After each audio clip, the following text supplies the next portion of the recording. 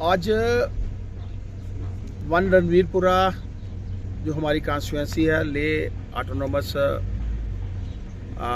हिल development council जो करगिल है, उसके चुनाव हेतु आज कारी साहब का हमने नॉमिनेशन भरा है। मेरे साथ जम्मू से ही हमारे पूर्व एमएलसी और सीनियर लीडर विक्रम रंधावा जी हैं। हमारे चेयरमैन हैं जो हज कमेटी के मजा अली मजाज साहब हैं। बहुत अच्छा ये लगा कि जिस तरीके का एक उत्साह यहाँ पर भारतीय जनता पार्टी के कार्यकर्ताओं में देखने को मिला था, और खास तौर पर जब मैं 5 वर्ष पूर्व यहाँ पर आया था, दिक्कतों का सामना खास तौर पर इस क्षेत्र में हमें करना पड़ा था, लेकिन आज जो उत्साह है वो अपने आप में दिखाता है कि भारतीय जनता पार्टी, चाहे जितने भी विपक्ष की पार्टियां हैं, पॉलिटिकल पार्टियां हैं, चाहे वो इकट्ठी हो जाएं, चाहे वो मिलकर चुनाव लड़ें, लेकिन आम जनता को आज पता चल चुका है कि नरेंद्र भाई मोदी जी के नेतृत्व में जिस तरीके से देश आगे बढ़ रहा है, जिस तरीके के डेवलपमेंट के कार्य हो रहे हैं, जिस तरीके से जम्मू कश्मीर और यूपी जो हमारी लद्दाख है, यहाँ पर एक शांति का वातावरण बना है, डेवलपमेंट का वातावरण बना है। लोग नरेंद्र भाई मोदी जी के साथ जुड़ना चाहते हैं, और मेरा मानना है कि जिस तरीके का इतिहास कारी साहब और उनके परिवार का है, वो अपने आप में दर्शाता है कि रणवीरपुरा सीट जो है वो भारतीय जनता पार्टी जीतेगी। कमल का फूल यहाँ पर भी खिलेगा, और जिस तरीके से लेह में हमारी सीईसी हमारा है और हमारा जो हिल डेवलपमेंट काउंसिल है हमारी है, इसी तरीके से करगिल में भी भारतीय जनता पार्टी जो है वो इतिहास बनाएगी।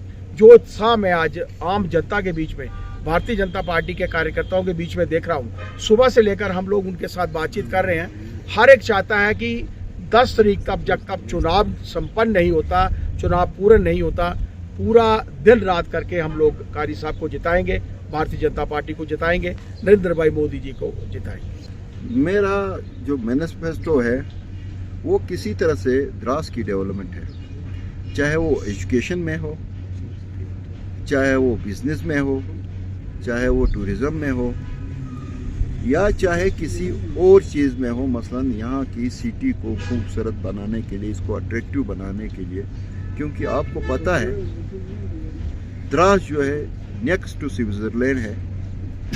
अगर इसको सही मायनों में, सही दिशा में आगे लिया जाएगा, हमारे पहाड़ें, हमारे स्लोप्स, हमारे दरिया, हमारे नाले इतने खूबसूरत है कि इसका मुकाबला दुनिया की कोई भी जगह नहीं कर सकती है। बदकिस्मती हमारी ये रही कि इस छोटी सी जगह की तरह पूरा ध्यान नहीं दिया गया। आपको खुद पता है, पिछले दिनों यहाँ एक बम ब्लास्ट हो गया जिसमें 13 जो है आदमी जख्मी हो गए, उसमें से 3 आदमियों का डेथ हो गया। उसमें एक आदमी आपने खुद देखा है, खून में लथपथ था। हमारे पास यहाँ डॉक्टर्स नहीं थे, सर्जन नहीं था, हमारा जो ऑपरेशन थिएटर है वो अच्छी तरह फंक्शनलाइज नहीं था, जिसकी वजह से उसको खून बहते हुए कारगिल तक लेना पड़ा, जो रास्ते में डेथ हो गई उस वजह से। तो मेरी सबसे पहली प्रायोरिटी ये हो गई कि मैं किसी तरह से इस अस्पताल को फुल्ली जो है डॉक्टरों के लिहाज से फुल्ली इक्विप करूं, क्योंकि करगिल जो हिल डेवलपमेंट काउंसिल है उसने कभी इसकी तरह ध्यान नहीं दिया। आपको पता है, पिछले दिनों हमारे एक जो काउंसलर थे, जो ईसी भी थे, उसने खुद ही कहा कि भाई यहाँ डॉक्टर्स नहीं हैं। मैंने कहीं चिट्ठियाँ लिखी। मैं उनसे ये पूछना चाहता हूँ कि भाई आपने पिछले 6 सालों में कितनी दफ़ा मीडिया में या लोगों के सामने आके उनसे रिक्वेस्ट किया कि भाई मेरा सपोर्ट करो, हाय मेरा साथ दो, क्योंकि मुझे एडमिनिस्ट्रेशन जो है सपोर्ट नहीं दे रही है। शायद आपको याद होगा, जिस वक्त हमारे यहाँ टावर्स लग गए मनमन टॉप में, मैंने पूरे लोगों को मोबिलाइज किया और हमने वार्निंग दिया डिपार्टमेंट्स को, यहाँ की एडमिनिस्ट्रेशन को, अगर यहाँ एक टावर भी हमारी मनमन टॉप में उस जगह लगाए जहाँ से हमारा गंडोला चलेगा, जहाँ से हमारा सिक्किम पॉइंट होगा, तो उस सूरत में जो है यहाँ हम इस गवर्नमेंट को टिकने नहीं देंगे। और यही वजह है आज भी देख रहे हैं कि उस जगह जो है कोई काम नहीं हो रहा है, बाकी जगहों पर काम हो रहे हैं। तो ये है काम करने और ना करने की।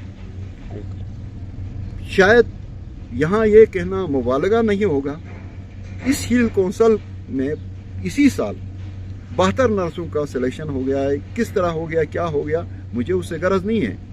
हमारी ही लड़कियां, हमारी बच्चियां, उनकी सिलेक्शन हो गई।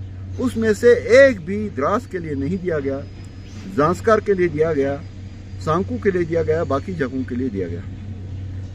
हमारे इसी साहब का ये कहना है, ये हमारे काउंसलर का कहना है कि भाई द्रास में कोई आने के लिए नहीं मानता है।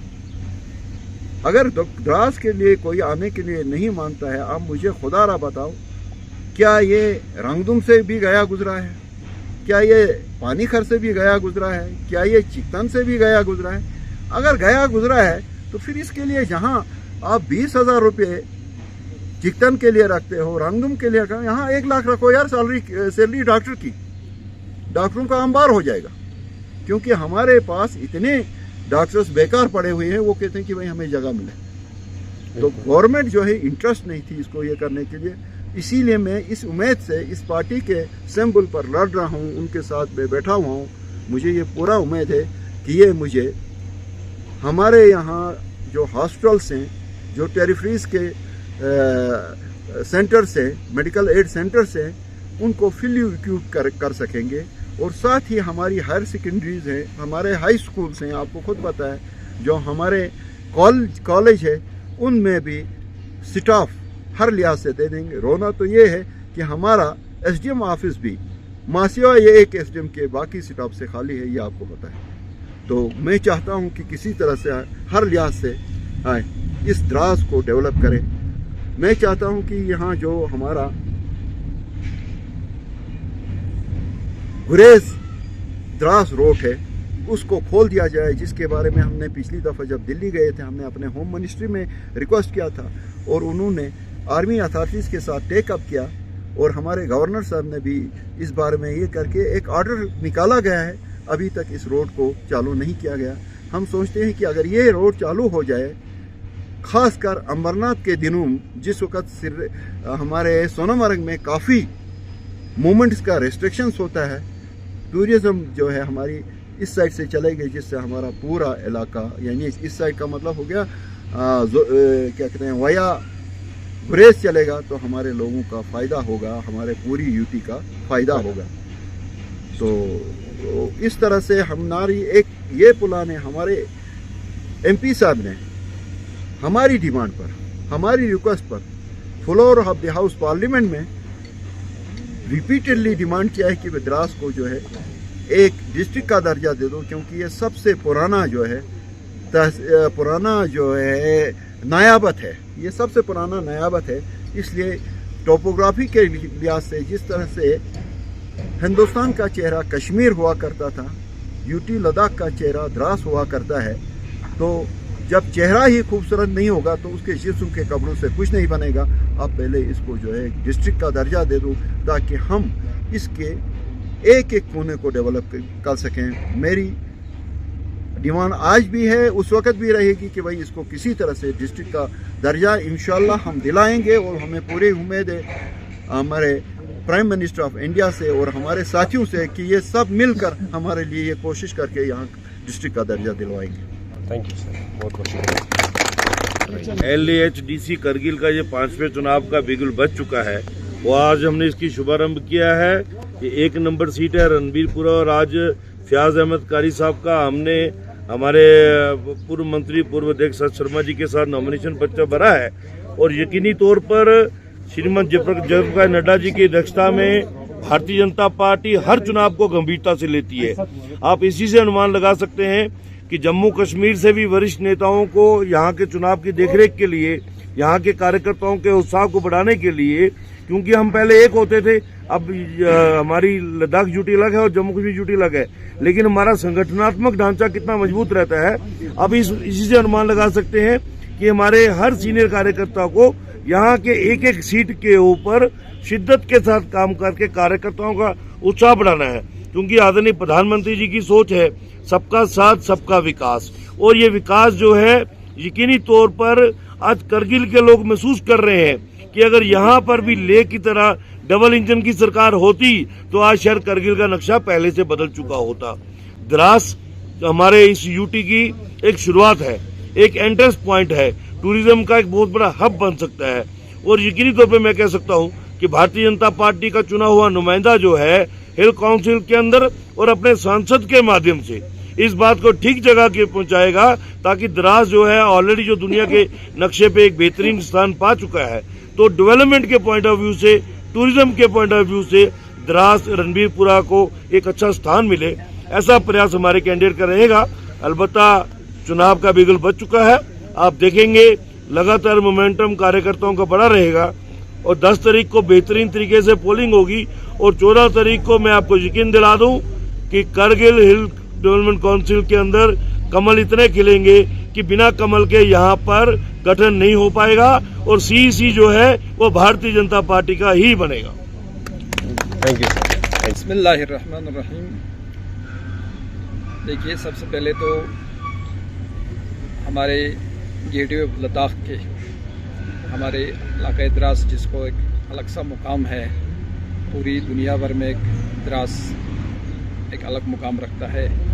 आज द्रास के हमारे कॉन्स्टिट्यूंसी नंबर 1 पे हमारे आदरणीय फयाज अहमद कारी साहब, जो हमारे रणबीरपुरा कॉन्स्टिट्यूंसी से कंटेस्टिंग कैंडिडेट है भारतीय जनता पार्टी के टिकट पर, ये पूरे लद्दाख और बिलखुसूस द्रास के अवाम के लिए एक फ़ख्र की बात है कि आज दुनिया की, भारत की नहीं बल्कि दुनिया की सबसे बड़ी पार्टी के सिंबल पे जनाब कारी साहब जो है वो इलेक्शन कंटेस्ट कर रहे हैं। तो द्रास की तरक्की के लिए, द्रास की हमारे नौनिहाल बच्चों के मुस्तकबिल के लिए, द्रास की डेवलपमेंट के लिए, हर पहलू पे द्रास का विकास के लिए कारी साहब आज कमर कस के निकले हुए हैं।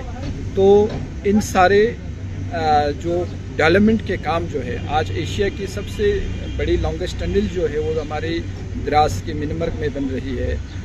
हमारे जो कनेक्टिविटी के लिहाज से नॉर्दर्न ग्रिड जो है हमारे द्रास से जा रही है। इसके अलावा जो बहुत सारी टूरिज़म पॉइंट जो है, अभी कारी साहब ने भी फरमाया कि जो है नेक्स्ट टू द स्विट्ज़रलैंड हमारे द्रास है। इन सारे कामों को अगर आगे आके कारी साहब ने ये किया तो 70 साल से जो एनसी और कांग्रेस जो हमारे कारगिल के अंदर जो राज कर रहे थे, उनका बिल्कुल वजूद मिट जाएगा। आज उनको डर है कि कहीं भारतीय जनता पार्टी की सरकार बन के डेवलपमेंट सब होगा तो सारे अवाम के जो है जो अवाम जो है हमारे ऊपर जो हंसेंगे। तो ये आज जो अपोजिशन पार्टी जो है, खासकर नेशनल कॉन्फ्रेंस और कांग्रेस का यहाँ पर कोई गठबंधन नहीं था। आज ये एक दूसरे के साथ बैठना तो खाना पीना इनका नहीं होता था। हर गांव में इन्हीं की वजह से जो है डिवाइड एंड रूल पॉलिटिक्स खेल के इन्होंने ये किया है।